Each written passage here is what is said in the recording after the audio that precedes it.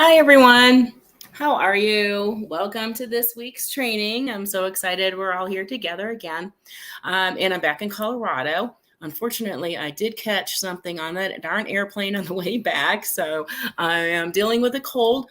So if you hear, kind of sinusy or anything like that, I apologize. But I wasn't going to miss today because I do love doing this for you all. And I am drinking my herbal teas. And I'm doing a lot of heart math techniques to help my body heal, because it can do that too. And we'll talk a little bit about that. Okay. But this week is mainly going to be about what is it that one thing that's missing when people are talking about body, mind, and spirit. And so that's what this training is going to be about, as well as it's a two-parter. So this week and next week, we're going to be talking about that.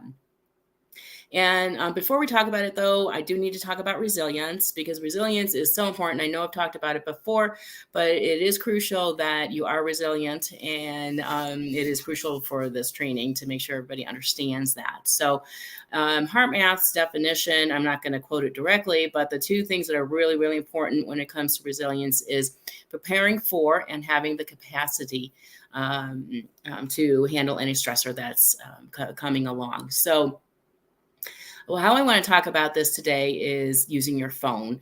And if anybody's online, let me know. I'd love to say hi, Antoinette. Sorry you're sick. No. So anyhow, okay, where was I? Okay, so your phone. Let's say you're going to the bar, right? And if you're going to the bar, you kind of want to make sure, at least I know I would want to make sure, that my phone was at close to 100% capacity, just in case for whatever reason I needed to use my phone. So that's preparing for you're charging your phone ahead of time, and you're preparing for whatever could happen. And the capacity, let's say you're driving along, you're charging it in there too. The capacity is when you get out of the car and you unplug your phone and you look at it. What's the capacity? Are you at 80%? Are you at 100%? Where are you at? So but another key thing is being able to recharge it. What if there's something that's going on that's causing your phone to, be depleting itself? So I always carry a cord with me, so that I can charge it, and just a little box. But then people also have these batteries that you can hook your phone up to, so that that's recharging while you're in the environment that you're in. So if you think about this from your inner battery perspective, because you do have battery, and you do need to prepare for situations, for environments that you're walking into. You need to prepare before you walk out of your bedroom. You need to prepare, while you're driving to work. And it's really important that you're walking into any situation at 80 to 100% capacity. I bet probably most people are going into situations at like a 50% capacity, which means they're most likely not dealing with situations ideally. If you're at 80 to 100%, you could think more clearly, and you could get through situations with more grace, and you could recharge. So the heart math techniques give you the ability to recharge that inner battery, just like you would want to recharge your phone if it was depleting quickly. So if you ended up in a really stressful situation at work and you needed to recharge it, you can. Recharge yourself, I should say. So, but one thing I do want to mention is, yes, I'm sick. And when somebody is sick, their immune system is working, 1,000% more. I don't know, I'm exaggerating there, but the immune system is really, really working hard, and it is really, really depleting you of your inner battery. And you need to have the ability to recharge yourself even while you're sick. And so that's what I've been doing all day today, is I've been using the heart math techniques to keep my battery charged as high as I can, so that my immune system has the ability and has the energy it needs to help heal me. So I use several things. My herbs, like I talked about earlier, I'm drowning myself in herbal tea, but I'm also using the heart math techniques in there. So they are actually crucial. So we all know that we have stressors on a daily basis. And so this is why it's important, because you really can't get rid of stressors. They just happen. And your ability to manage these stressors and have a full battery is dependent upon this resilience, and it's also dependent upon the four domains being balanced. And so when all four domains are in balance, that's when you can handle things with grace. So today we're going to talk about a little bit more about the four, what all four of them are, and I'm going to go in a little bit more detail on two of them. So the three of them, as you know, body, mind, and spirit. The fourth one is emotions and feelings. And emotions and feelings, I believe, are probably the most important domain. It's, let me see. So where was I going with that? Sorry. So when I've read about body, mind, and spirit and learned about that, you'll see emotions and feelings. It's kind of like a secondary. It's within, they talk about it within spirit, or they talk about it within mind. And I believe it's actually the most important one. And when they lump it with something else, it looks like it's a secondary type, thing that you have to worry about. And really, it's the primary one that you need to worry about.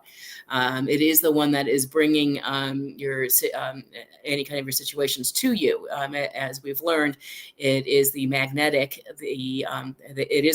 charge that's bringing experiences to you.